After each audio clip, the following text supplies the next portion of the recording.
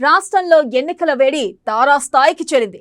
ఈ నెల 30న ఎన్నికల పోలింగ్ ఉండడంతో ప్రధాన పార్టీల నేతలందరూ తెలంగాణలోనే మకాం వేశారు. గత 2 రోజులుగా ఏఐసీసీ అగ్రనేతలు, బీజేపీ ముఖ్య నాయకులు తెలంగాణలో ఎలక్షన్ క్యాంపెయిన్ చేస్తున్నారు. సీఎం పీఠం మాదంటే మాదేనని బీఆర్ఎస్, కాంగ్రెస్, బీజేపీలు ప్రకటిస్తున్నాయి. ఈ తరుణంలో అసలు రాష్ట్రంలో ఏ పార్టీ అధికారం చేపడుతుంది అనేది ఉత్కంఠగా మారింది.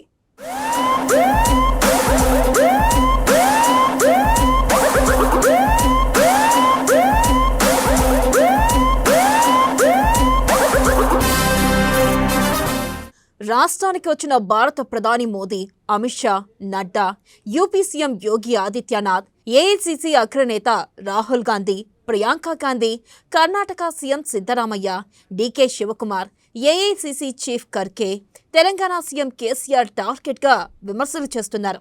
ప్రజా సమస్యలు లేవనెత్తుతూ ముక్కుసూటిగా ప్రశ్నిస్తున్నారు నేతలు. కాంగ్రెస్ ప్రభుత్వం వస్తే చేపట్టబోయే పథకాలను సామాన్య ప్రజలకు వివరిస్తున్నారు హస్తం నేతలు. సకల జనుల సౌభాగ్య తెలంగాణ బీజేపీతోనే సాధ్యమంటున్న బీజేపీ నేతలు, కాంగ్రెస్ విజయబేరీ సభలు, బీజేపీ సకల జనుల సంకల్ప సభలు అధికార పార్టీలో వణుకును పుట్టిస్తున్నాయనే చెప్పాలి.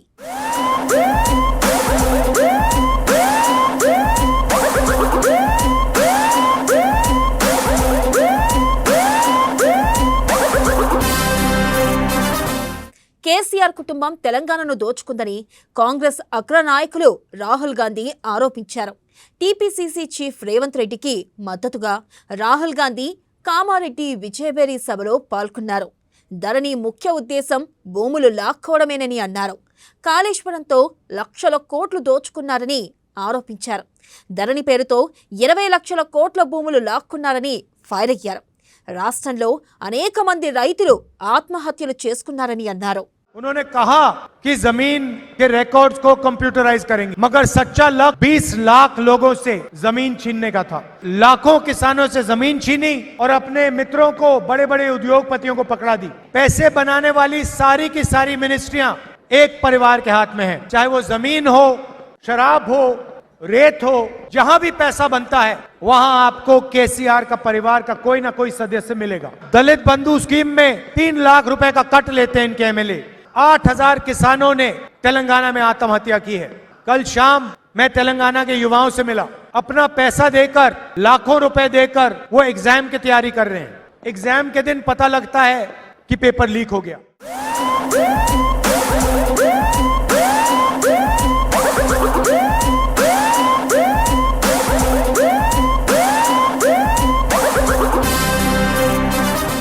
ఇక ప్రజలను పట్టించుకోని సీఎం తెలంగాణ ప్రజలకు అవసరమా అని ప్రధాని మోదీ ప్రశ్నించారు. ప్రజలను కలవని సీఎం మనకు అవసరమా అని ఓటర్లను నిలదీశారు. తూప్రాన్ ఎన్నికల ప్రచారంలో పాల్గొన్న మోదీ సచివాలయానికి వెళ్లని సీఎం మనకు అవసరమా అని నిలదీశారు. కేసీఆర్ను తెలంగాణ ప్రజలు శాశ్వతంగా ఫామ్ హౌస్కు పంపించబోతున్నారని ప్రధాని మోదీ చెప్పారు. దళితుల్ని సీఎం చేస్తానని చెప్పి కేసీఆర్ మోసం చేశారని మోదీ విమర్శించారు. దళిత బంధు, డబుల్ బెడ్రూమ్ల హామీని విస్మరించారన్నారు. స్కిల్ డెవలప్మెంట్ చెప్పి స్కాములు చేశారని, తన బంధువులకు మాత్రమే కేసీఆర్ న్యాయం చేశారని ఆరోపించారు. यहाँ के लोगों को धोखा देने का कोई मौका छोड़ा नहीं है। उन्होंने अगर काम किया होता तो सीएम को गजवेल के लोगों से माफी न मांगनी पड़ती। केसीआर की आदत झूठे वायदे करके उन्हें तोड़ देने की है। केसीआर ने दलित सीएम का वायदा करके तोड़ दिया। केसीआर ने दलित बंधु योजना का वायदा करके तोड़ दिया।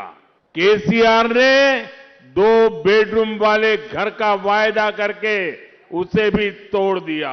केसीआर ने युवाओं को रोजगार का वायदा करके तोड़ दिया। केसीआर ने किसानों को पानी का वायदा करके उसे भी तोड़ दिया। केसीआर ने स्कीम्स का वायदा किया था, लेकिन बदले में सिर्फ और सिर्फ स्कैम्स दिए, स्कैम्स दिए, स्कैम्स दिए। केसीआर ने आपके बच्चों के लिए काम करने का वायदा किया था, लेकिन सिर्फ अपने बच्चों, अपने रिश्तेदारों के लिए काम किया। केसीआर ने आपकी आय बढ़ाने का वायदा किया था, लेकिन करोड़ों के घोटाले करके हर साल अपनी आय बढ़ा ली। తెలంగాణకు దేశానికి కాంగ్రెస్ ఏం చేసిందని కేసీఆర్ మోదీ అడుగుతున్నారని రాహుల్ గాంధీ చెప్పారు. ఇక కాంగ్రెస్ వేసిన రోడ్లపైనే తిరుగుతున్నారని, కాంగ్రెస్ కట్టిన విశ్వవిద్యాలయాల్లోనే చదువుకున్నారని రాహుల్ గాంధీ గుర్తు చేశారు. హైదరాబాద్ను విశ్వనగరంగా తీర్చిదిద్దిందే కాంగ్రెస్ అని రాహుల్ గాంధీ స్పష్టం చేశారు. ना एग्जाम पास कर सकते हो, ना आपको नौकरी मिल सकती। केसीआर ने सवाल पूछा कांग्रेस पार्टी ने क्या किया। मैं उनको बताता हूं कांग्रेस पार्टी ने क्या किया। केसीआर जी, जिन सड़कों पे आप चलते हो वो सड़कें कांग्रेस पार्टी ने बनाई हैं। जिस स्कूल और यूनिवर्सिटी में आपने पढ़ाई की, स्कूल और यूनिवर्सिटी कांग्रेस पार्टी ने बनाई थी।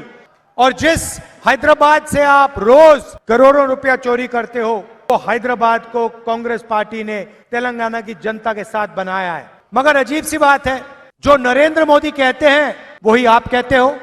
नरेंद्र मोदी ने भी यही कहा कि कांग्रेस पार्टी ने क्या किया, केसीआर भी यही कहते हैं कांग्रेस पार्टी ने क्या किया। लोकसभा में जब भी नरेंद्र मोदी को जरूरत पड़ती है, केसीआर पूरी मदद करते हैं।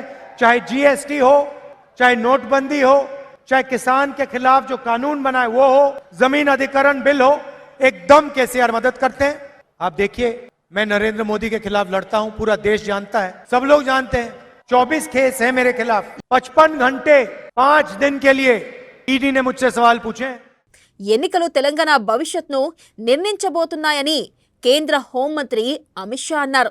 మక్తల్లో ఎన్నికల ప్రచారం నిర్వహించారు. ఈ సందర్భంగా మక్తల్లో 100 పడకల ఆసుపత్రి నిర్మిస్తామన్న కేసీఆర్ హామీ ఏమైందని ప్రశ్నించారు.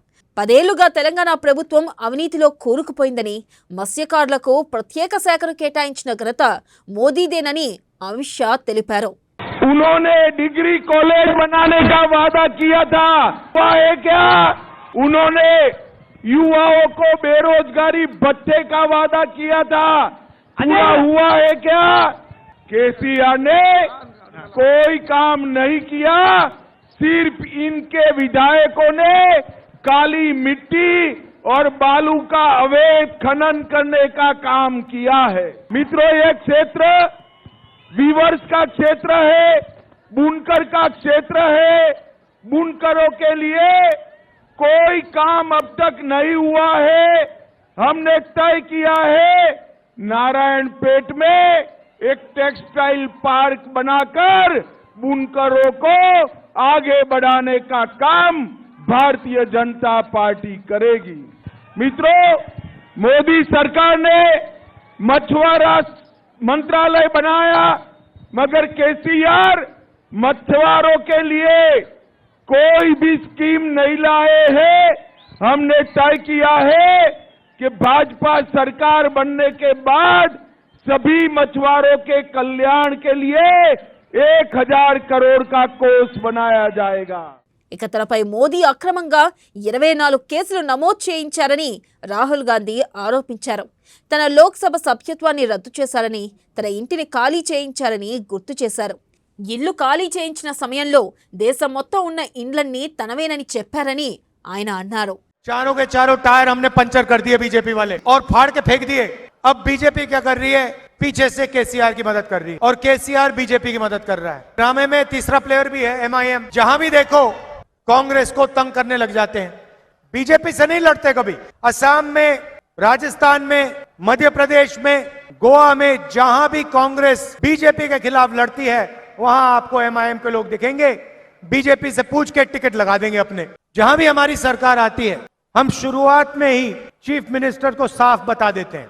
कर्नाटक में, छत्तीसगढ़, राजस्थान, मध्य प्रदेश, हिमाचल, सब जगह मैंने अपने चीफ मिनिस्टर से एक ही बात कही है। मैं कहता हूं, जितना पैसा इन लोगों ने गरीब लोगों से छीना है, किसानों से छीना है, मजदूरों से छीना है, युवाओं से छीना है, उतना ही पैसा कांग्रेस पार्टी की सरकार को वापस गरीबों की जेब में डालना है। इसलिए तेलंगाना में हमने आपसे 6 बड़े वायदे किए हैं। चुनाव के एकदम बाद जैसे ही हमारी सरकार बनेगी, वैसे ही हमारी कैबिनेट बैठेगी, सारे के सारे मंत्री बैठेंगे और इन 6 वायदों को हम कानून में बदल देंगे।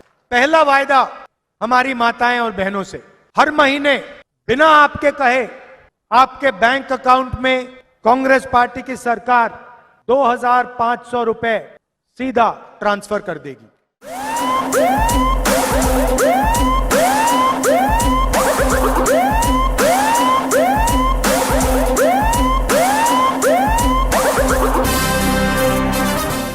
ఇక తెలంగాణ అమరవీరులను బీఆర్ఎస్ ప్రభుత్వం మరిచిపోయిందని బీజేపీ జాతీయ అధ్యక్షులు జేపీ నడ్డా విమర్శించారు. హైదరాబాద్ జూబ్లీహిల్స్ లో జేపీ నడ్డా ప్రచారం నిర్వహించారు. జనప్రియ అపార్ట్మెంట్ వాసులతో నడ్డా మాట్లాడారు. తెలంగాణ వచ్చాక కేసీఆర్ తెలంగాణ అభివృద్ధి మరిచిపోయి కుటుంబాన్ని మాత్రం అభివృద్ధి చేసుకున్నారని ఎద్దేవా చేశారు. ఇక తెలంగాణ బీజేపీ అభ్యర్థులను గెలిపించాలని, రాష్ట్రంలో బీజేపీ ప్రభుత్వాన్ని తీసుకురావాలని ప్రజలకు జేపీ నడ్డా పిలుపునిచ్చారు. तो केसीआर अपने परिवार की लड़ाई लड़ने लगा कि नहीं, परिवार को आगे बढ़ाया कि नहीं, बाकी सबको पीछे धकेला कि नहीं, तेलंगाना को पीछे लाया कि नहीं और अपने परिवार को आगे बढ़ाया कि नहीं। केसीआर, केटीआर, कविता बेटा, उसका आने वाला बेटा, यही परिवार आगे बढ़ाया। बताओ, कांग्रेस पार्टी ने घोटाला किया कि नहीं? आपको याद है पनडुब्बी घोटाला? याद है? आपको याद है हेलीकॉप्टर घोटाला? आपको याद है 2G घोटाला? आपको याद है ये हमारा ये जो गेम्स का, एशियन गेम्स का घोटाला, कॉमनवेल्थ गेम्स का घोटाला, CWG का घोटाला याद है ना? और ये कोयला घोटाला याद है ना? चावल घोटाला याद है ना? यानी इन्होंने न आकाश छोड़ा, न जल छोड़ा, न पाताल छोड़ा, न धरती छोड़ी, सब जगह भ्रष्टाचार किया कि नहीं किया? अब दूसरी बात, ये केसीआर ने कालेश्वरम प्रोजेक्ट का घोटाला किया कि नहीं किया?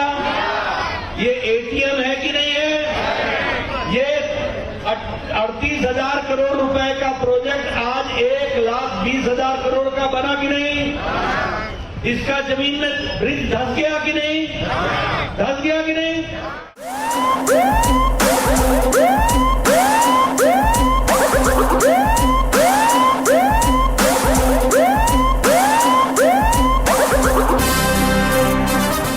కర్ణాటక తెలంగాణ పాలన మధ్య ఎంతో తేడా ఉందని Karnataka deputy CM DK Shivakumar అన్నారు. ఇక్కడ ఫామ్ హౌస్ పాలన నడుస్తుంటే కర్ణాటకలో సెక్రటేరియట్ పాలన సాగుతుందని ఆయన గుర్తు చేశారు. ఇక బీఆర్ఎస్ వాళ్ళు వస్తామంటే బస్సుల్లో తీసుకెళ్లి కర్ణాటక సుపరిపాలనను చూపిస్తామన్నారు. బీజేపీకి బీఆర్ఎస్ బీ టీం అని, కర్ణాటక ఎన్నికల్లో కమలం పార్టీకి బీఆర్ఎస్ నేతలు సహకరించారన్నారు. Whatever the Congress party promised, Srimati Sonia Gandhi, Mallikarjun Kharge ji, and all the leaders, we promised Telangana, we have delivered. Whatever we promised in Karnataka, we have delivered. That is the commitment of the Congress party to this country. I am appealing to all the BJP workers, BJP voters, BRS voters. Don't waste your vote. Your vote is important. Your vote should be for a change at any cost. As we have closed the doors of BJP in Karnataka, our Congress party will close the doors to the BJP in Telangana and the BRS. You be very cautious in this issue. ఇక తెలంగాణలో BJP గెలిచి అధికారంలోకి వచ్చాక అవినీతి పట్ల ఆట కట్టిస్తుందని ఉత్తరప్రదేశ్ ముఖ్యమంత్రి యోగి ఆదిత్యనాథ్ అన్నారు. బీజేపీకి ఒక్క అవకాశం ఇవ్వాలని, ప్రజల భవిష్యత్తు కోసం శ్రమిస్తుందని చెప్పారు. తెలంగాణ ఎన్నికల ప్రచారంలో భాగంగా ఎల్బీ నగర్, కుత్బుల్లాపూర్ రోడ్ షోలలో పాల్గొన్నారు. తెలంగాణ ప్రజలు మాఫియా గుప్పెట్లో చిక్కుకున్నారని ఆవేదన వ్యక్తం చేశారు. బీఆర్ఎస్, కాంగ్రెస్, మజ్లీస్ పార్టీలు కలిసి తెలంగాణ ప్రజలను మోసం చేస్తున్నాయని ఆరోపించారు. ప్రజలు సంతోషంగా ఉండాలంటే, నిరుద్యోగులకు ఉద్యోగాలు రావాలంటే బీజేపీని గెలిపించాలని పిలుపునిచ్చారు. ఇక కేసీఆర్ పాలనను గాలికి వదిలేశారని, కుటుంబ పాలన సాగిస్తున్నారని ధ్వజమెత్తారు. డబుల్ ఇంజన్ సర్కార్ అయితే తెలంగాణ ఎంతో అభివృద్ధి చెందుతుందన్నారు. तेलंगाना राज्य के सपने को चकनाचूर कर दिया है। कांग्रेस ने पहले ही तेलंगाना वासियों की उपेक्षा की थी। यहाँ के लोगों का शोषण किया था, यहाँ पे भ्रष्टाचार को बढ़ाया था। केसीआर के नेतृत्व में भ्रष्टाचार की पराकाष्ठा को पूरा कर दिया है। आज तेलंगाना में सरकार परिवारवाद, भ्रष्टाचार और घोर तुष्टीकरण की प्रतीक बन चुकी है। भाइयों बहनों, मैं आज के इस अवसर पर आप सबका आह्वान करूंगा। भारतीय जनता पार्टी ने पहले से तय कर रखा है कि भारतीय जनता पार्टी की डबल इंजन सरकार तेलंगाना में बनेगी तो मुस्लिम आरक्षण समाप्त करते हुए अनुसूचित जाति, एससी, एसटी और ओबीसी को इस आरक्षण की सुविधा का लाभ मिलेगा। भारतीय जनता पार्टी ने पहले से तय कर रखा है कि हैदराबाद को भाग्यनगर बना करके तेलंगाना के भाग्य लक्ष्मी का केंद्र बिंदु बनाएंगे।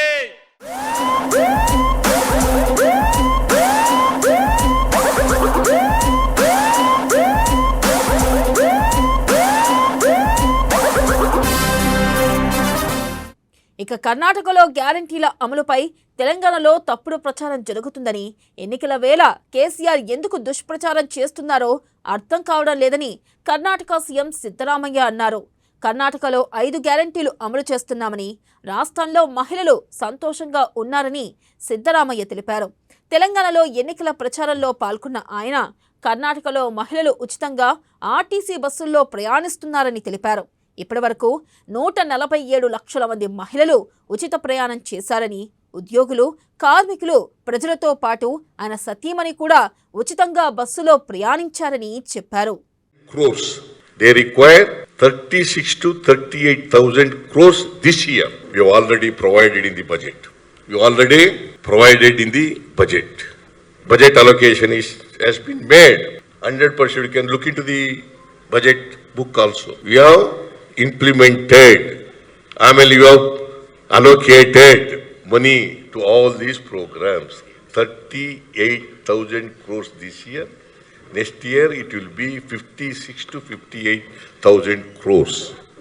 These are the 5 guarantees you have promised along with the other promises which we have made in the manifesto. So in the previous tenure also, the party has promised it through our manifesto, 165 promises.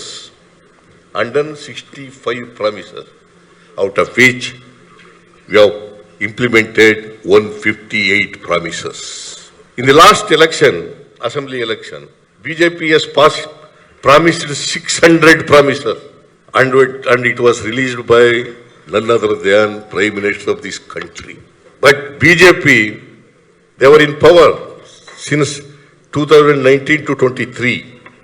They have implemented only 10% of the 600 promises which they have made in their manifesto and which was released by Prime Minister of this country. This is a fact. This is a truth. You can verify. You can cross-check.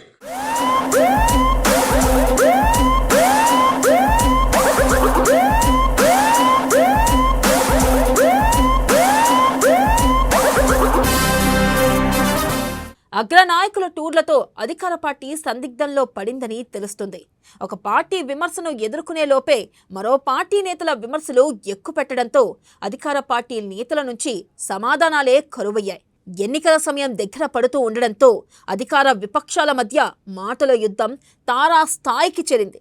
మరో 2 రోజుల్లో ఎన్నికల ప్రచారం ముగియనుండడంతో మరిన్ని రాజకీయ పరిణామాలు చోటు చేసుకుంటాయనేది ఉత్కంఠగా మారింది.